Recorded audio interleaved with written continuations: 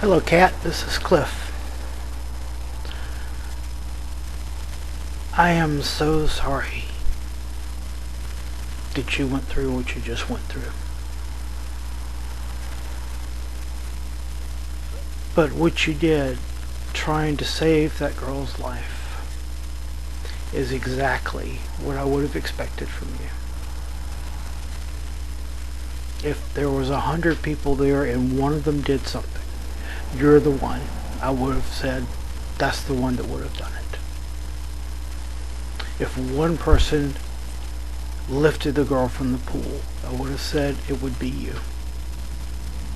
Because that's the type of person you are, and that's who you are. And I know that there's not a thing I can say that's going to keep you from beating yourself up about the what ifs. What if I had noticed this? What if I had done that? Many years ago, I was in college, and one night I had a urge to call my best friend back where I grew up. And I had called him since I went to college. And I actually went over to the telephone and then didn't do it, didn't pick it up.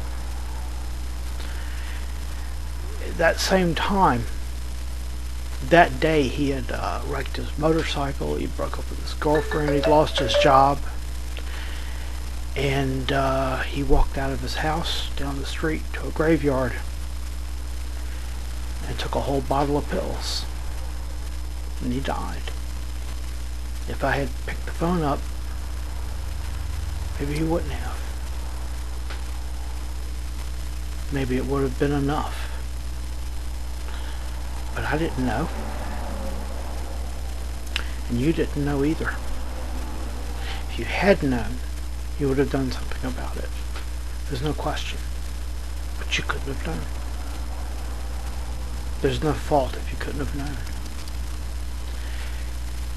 It's not a matter of being more attentive or anything like that. Sometimes things are what they are. Sometimes things are tragic. About 2 years ago, I was riding through North Carolina in the middle of the summer on I-95. It was about 102, 103 degrees outside, extremely hot. And I noticed a young girl walking down the side of the interstate backwards, looking at the traffic. I figured she probably had some car trouble. So I pulled over. And she came up to the car and asked if I had air conditioning and just hopped in. I said, oh, okay. And come to find out, talking to her, number one, she didn't have car trouble. There was no car. She was a hooker. Number two, I certainly wasn't a customer. And then the real shocker,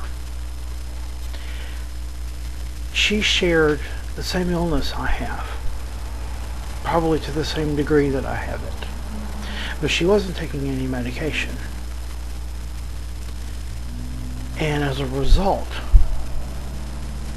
that was how she had turned out. There was no other choice for her. And it broke my heart, because here was somebody like me that I could completely identify with.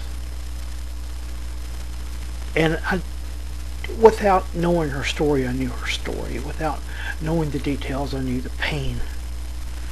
And she was sitting right next to me and I couldn't help her. There's not a thing I could do.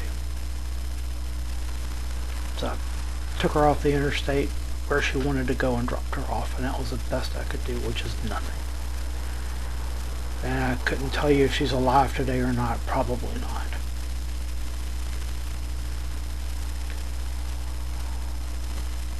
We can't save them all. But we can try. And that's what you did, Kat. You tried. And that brave heart of yours did everything it could do. And it will next time too.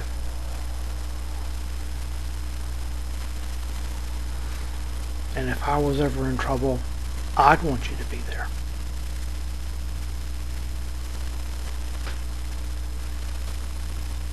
And I'm sorry this one didn't work out. They don't always work out. But don't blame yourself. It was already over before you got there.